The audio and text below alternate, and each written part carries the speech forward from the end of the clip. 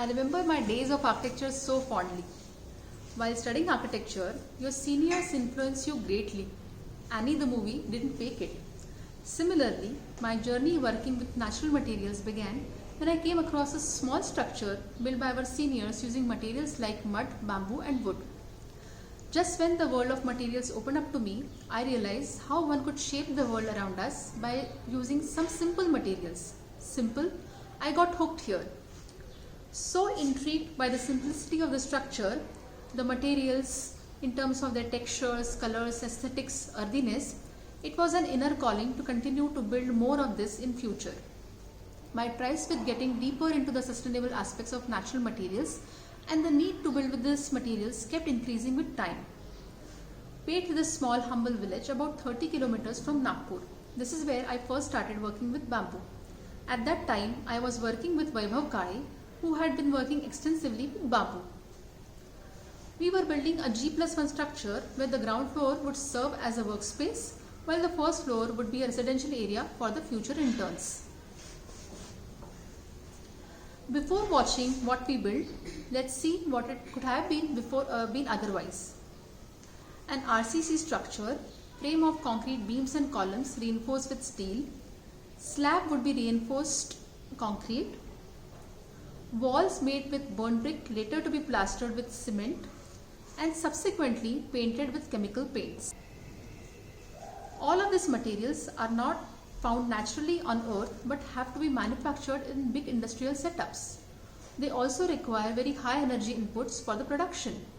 The raw materials used for the manufacturing are mined from the earth, leading to ecological destruction, transported to manufacturing facility resulting in burning of fossil fuels.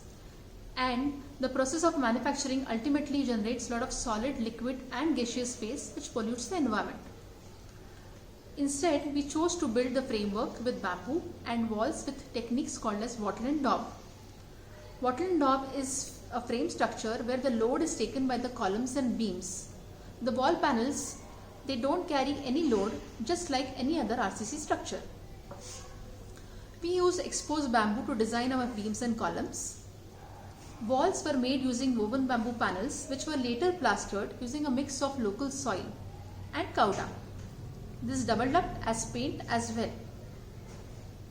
For the slab, we built a flat surface using half split bamboo which was later covered from top using 2-inch concrete layer which worked as slab and flooring both. The staircase leading to the upper floor was also built using bamboo and nut bolts. So this is what you see as the final outcome. After that, there was no looking away from building with sustainable and appropriate ways of construction. By developing a construction industry that relies upon using natural materials, it can not only preserve the traditional skills but also create a new income opportunity and ensure a much stronger social cohesion.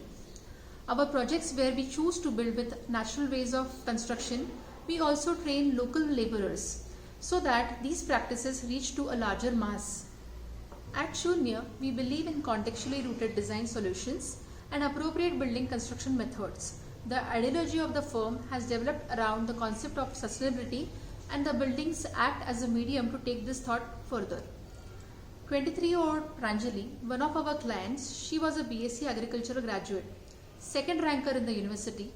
Disillusioned about the chemically induced methods of farming, she went back to her village with a mission to explore ways of natural farming. Natural farming, we leave the land alone. Let the biological activity happen naturally. In such farming, the agricultural waste becomes the manure for the next crop. Grains from the current produce becomes the seeds for the next crop. So it's cyclic in nature. Isn't it wonderful? Making this basis of a design principle and using a similar approach towards the construction process, we wondered what if the construction process could also become cyclic in nature. The waste from the existing unused discarded structure could become the raw material for the new construction. It was almost as if nature had a plan. We discovered Pranjali's family had previously owned old abandoned house in the village itself. We went to find out to understand more about the structure and if we could reuse any of the materials. This house was made out of mud and mud is 100% recyclable. We were delighted. We observed that out of all wooden beams and columns which were a part of that house, There were few which were affected by the external elements, but largely the wood was reusable. The stone for the building foundation and plinth was also sourced from another nearby farm where the farmer had dug a well and the stone was lying around. This was a eureka moment. Unlike the conventional approach where the design process precedes over the material selection, in this case we built our inventory first. How much mud we have, how many beams and columns we have, what are their sizes, what are their lengths, how many doors and windows can be retrieved from this existing house. And then we started to design. We decided to build using earth construction techniques known as adobe. Adobe is a sun-dried brick. In this process of in the process of firing a brick in a brick kiln, the original raw material, that is soil, undergoes through a chemical change and the soil is lost forever. Since adobe does not go through any firing process, we can again and again reuse this material in future. Also, the energy spent in burning the bricks is also saved. So you can see the adobe walls are coming up over here. The mortar is a mud mortar. The roofing structure is made completely using recycled wood. All the beams and columns are from the old structure. Roof covering, that is mangrove tiles, they are also salvaged from one of the old houses. Wooden screens were also made with the remaining wood. Old building components such as windows, staircases, they also were used and integrated in the design very well.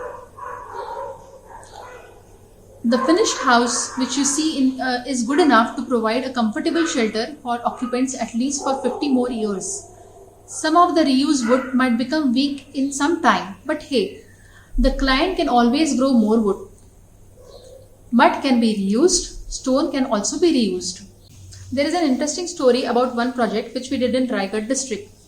There are no trees nearby to provide some shade to any part of the house.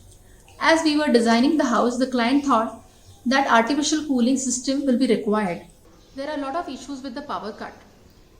Suggested the client to use the house for 1 year without installing any cooling system, and we can install the same in the second year if required.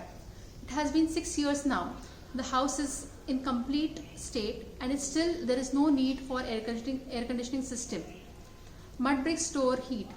That means when it is hot outside, the interiors are cooler, and when the outside temperature drops, the interiors are warmer. This concept is called as concept of thermal mass. Here is yet another structure which has been designed by Shunya for MKS School of Fashion Technology. The structure is right here. In this structure, bamboo and earth are the primary materials, but the design approach is very contemporary. Each structure is a cycle of discovery, building something new which is in tune with modern requirements and aspirations, but at the same time not adverse for the environment. Earth is a vital resource. Our existence depends upon it, and we need to use this resource very responsibly. Architecture in tune with earth, architecture in tune with nature, architecture which gives back to earth and rebuilds from earth is the blueprint which we need for living for the future. Thank you.